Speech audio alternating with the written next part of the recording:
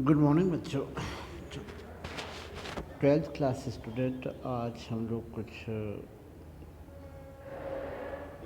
जो एलिमेंट हैं उनके आईयूपीएसी नाम कॉम्प्लेक्स कंपाउंड के आईयूपीएसी नाम के नोमेनक्लेचर हम लोग स्टार्ट करेंगे, देखेंगे, कुछ सीखेंगे, उनकी प्रैक्टिस करेंगे।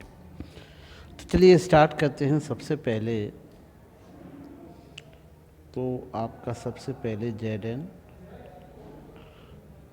का होल 4 2-, तो इसका हम लोग नामकरण करने का प्रयास करेंगे। तो हम लोग सबसे पहले स्टार्ट करते हैं नेगेटिव आयन के से। तो यहाँ पर इसका जो होगा आपका टेट्रा, 4 को हम लोग टेट्रा कहते हैं, इसको हम कहेंगे टेट्रा OH को हम कहेंगे हाइड्रोक्सी, टेट्रा हाइड्रोक्सी। जिंक को जिंकेट और यहाँ पर इनकी ऑक्सीडेशन स्टेट 2। तो इस प्रकार से हम लोग इसका नाम होगा, इसका tetra hydroxy zincate 2 is the oxidation state. Second है आपका, यहाँ पर हम लोग देखते हैं कि जो एमीन है वो 2 है, ट्वाइस है। तो सबसे पहले हम लोग नाम लिखेंगे इसका डाई एमीन। ड्राई एमीन, और यहाँ पर डाई एमीन होने के बाद फिर इसका क्लोरीन भी 2 हैं, तो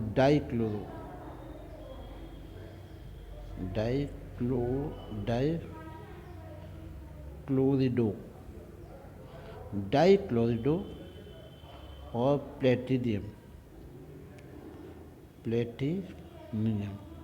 2। अगला हम लोग देखते हैं, यहाँ पर एमीन आपके 5 हैं, तो इसको हम लोग कहेंगे पेंटा एमीन। NO2 है तो नाइट्रेटो, पेंटा एमीन नाइट्रेटो कोबाल्ट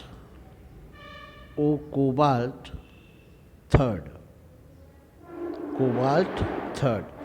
तो इस प्रकार से इसका जो नामकरण होगा पेंटा एमीन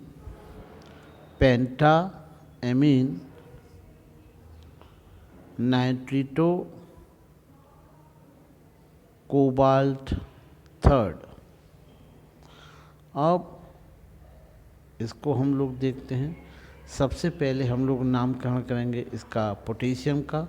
तो K3, तो हम लोग कहेंगे पोटेशियम ट्राई ऑक्सिलेटो, पोटेशियम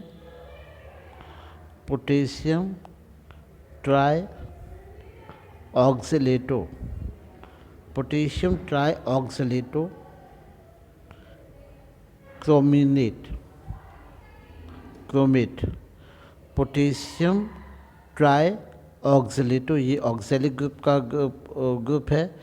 तो पोटेशियम ट्राई 3, तो ट्राई ऑक्सिलेटो क्रोमेट, और ऑक्सीडेशन की हो जाएगी आपकी 3। फिर से रिपीट कर रहा हूँ, potassium tri oxalato chromate third. Next, तो CuBr4O2, तो यहाँ पर हम लोग कहेंगे, हम लोग स्टार्ट करते हैं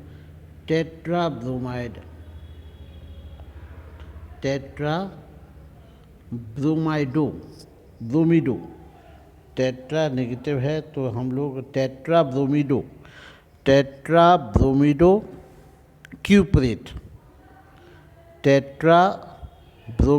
क्यूपरेट सेकंड। तो इस प्रकार कि हमने नामकरण करने का प्रयास किया। उम्मीद है बच्चों को समझ में आ रहे होंगे। अब हम लोग यहाँ पे देखते हैं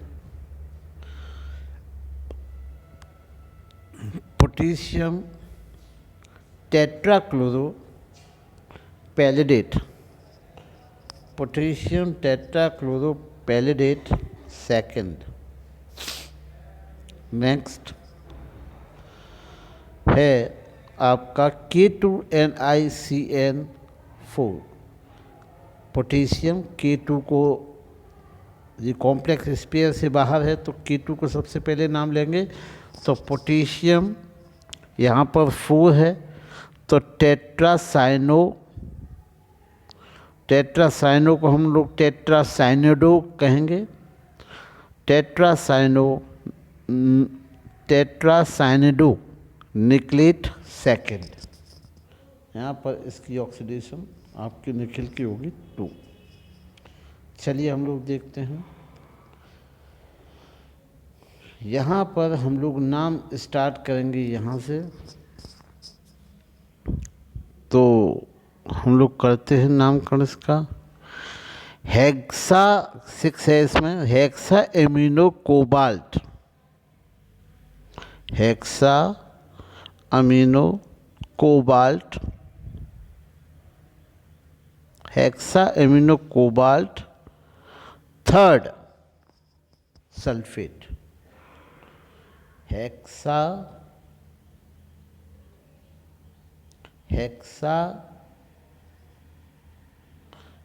हो गया hexa amino cobalt third sulphate. इसके बाद हम लोग स्टार्ट करते हैं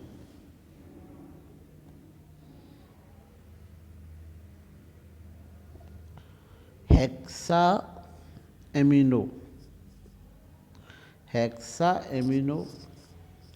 प्लेटिनियम 4, हेक्सा एमिन प्लेटिनम 4। आगे हम लोग नेक्स्ट देखते हैं। तो यहाँ पर हम लोग एमीन और नाइट्रो 2 हैं, तो यहाँ पर सबसे पहले हम लोग एमीन अल्फ़ाबेटिकली एमीन से स्टार्ट करेंगे। तो पेंटा एमीन